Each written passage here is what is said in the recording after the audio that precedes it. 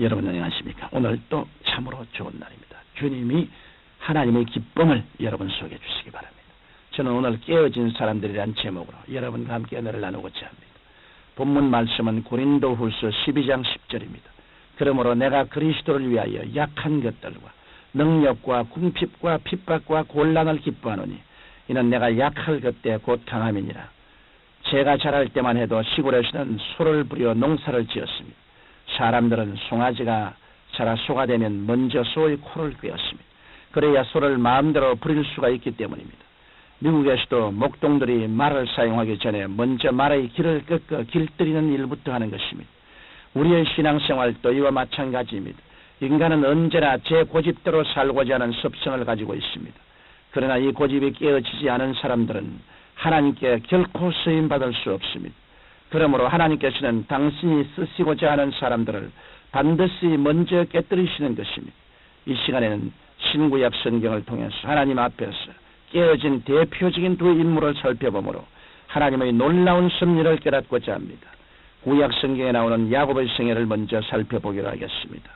야곱이라는 이름은 발꿈치를 잡았다 또는 사기꾼이라는 뜻을 지니고 있습니다.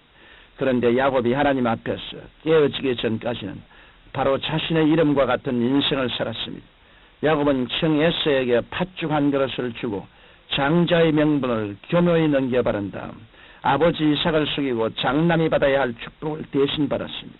그 일로 인해 에서가 야곱을 죽이려 했기 때문에 야곱은 밧담 아람에 사는 외삼촌 라반의 집으로 도망가서 살게 되었습니다.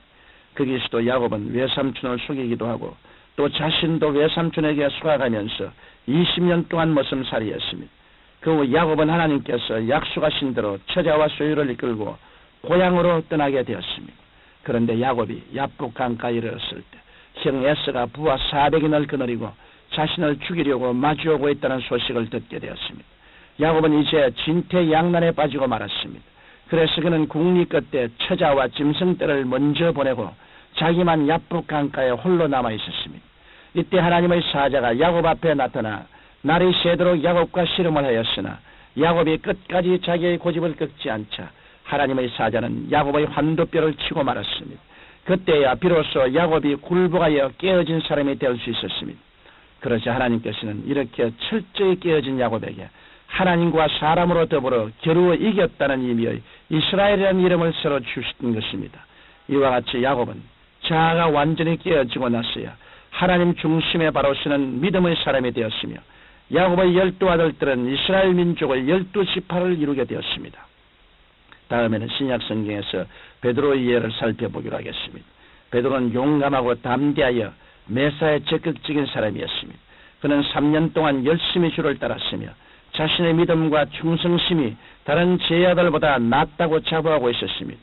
예수님께서 잡히시던 밤에도 예수님께서 제자들에게 오늘 밤에 너희가 나를 다 버리라고 하셨을 때 베드로는 다 주를 버릴지라도 나는 언제든지 버리지 않겠노라고 호언장담했습니다. 이에 예수님께서는 베드로에게 오늘 밤 닭 울기 전에 내가 3번 나를 부인하리라고 하셨지만 베드로는 내가 주와 함께 죽을지언정 주를 부인치 아니하겠나이다라고 더욱 자신 있게 말했습니다. 그 후 예수님께서 대제사장과 장로들에 의해 체포당했을 때 제자들은 모두 예수님을 버리고 도망가 버리고 말았습니다. 베드로는 그래도 주님이 걱정되어 멀찍이 따라가 대제사장 가야바의 뜰에 들어갔습니다.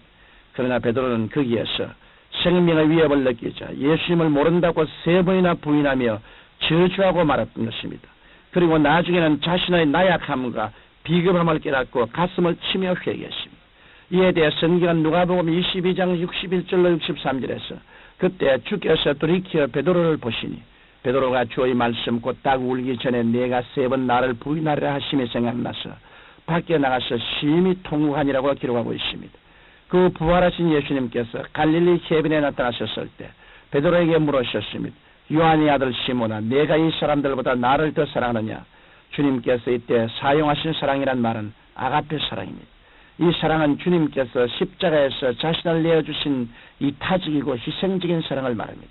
그러나 베드로는 떨리는 음성으로 단지 친구로서의 사랑인 필레오의 사랑밖에 할 수 없음을 고백하며 주께서 아시나이다라고 했습니다.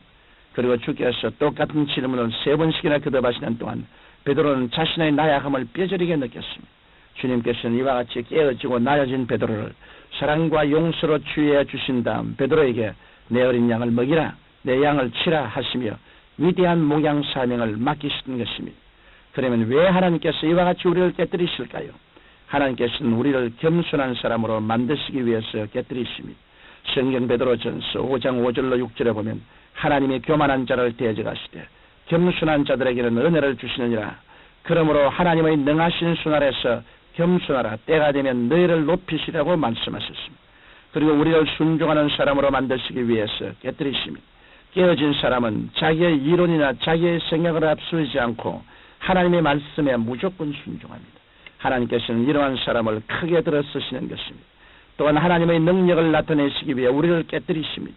바울도 성경 고린도후서 13장 4절에서 그리스도께서 약하심으로 십자가에 못 박이셨으나 오직 하나님의 능력으로 살으셨으니 우리도 저희 안에서 약하나 너희를 향하여 하나님의 능력으로 저와 함께 살리라고 했습니다.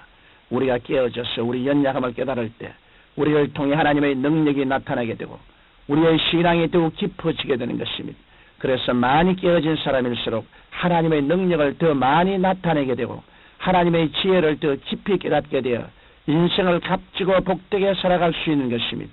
우리가 깨어질 때는 괴롭고 고통스럽지만 일단 깨어지고 나면 하나님의 축복을 더 풍성하게 체험하게 됩니다. 다윗은 성경 시편 119편 67절에서 고난당하기 전에는 내가 그릇 행하였더니 이제는 주의 말씀을 지키나이다라고 했으며 71절에서도 고난당한 것이 내게 유익이라 이로 인하여 내가 주의 율례를 배우게 되었나요라고 했던 것입니다. 사랑하는 성도 여러분, 우리가 하나님 앞에서 깨어지면 깨어질수록 우리의 속사람은 더욱 성숙해지고 우리의 믿음은 더욱 견고해집니다. 야곱과 베드로를 통해서도 살펴보았듯이 하나님께서는 우리를 온전한 하나님의 사람으로 만드시기 위해 우리를 깨뜨리시는 것입니다. 그러므로 여러분은 여러 가지 환난이나 곤고나 어려움을 당할 때 두려워하거나 낙심하지 마십시오.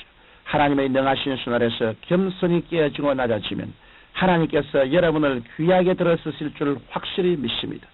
거룩하시고 영광스러우신 우리 아버지, 우리는 하나님의 능하신 손 아래서 겸비하게 낮아지고 주님께 전적으로 의지하며 믿기 위해서 아집에 깨어지고 불신앙에 깨어지고 세속적인 우리 자신이 깨어지게 도와주시옵소서.